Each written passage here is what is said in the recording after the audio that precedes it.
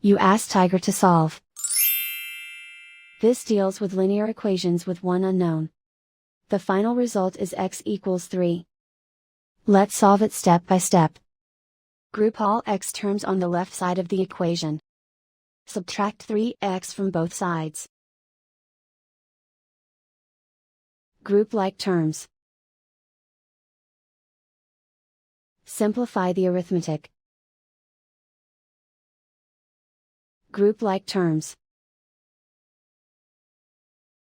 Simplify the arithmetic. Group all constants on the right side of the equation.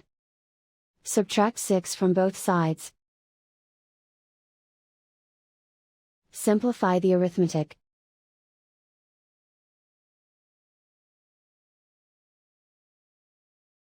Isolate the x. Divide both sides by 5.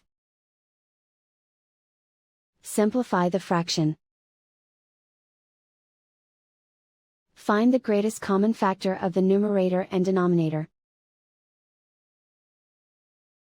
Factor out and cancel the greatest common factor. And so the final result is x equals 3.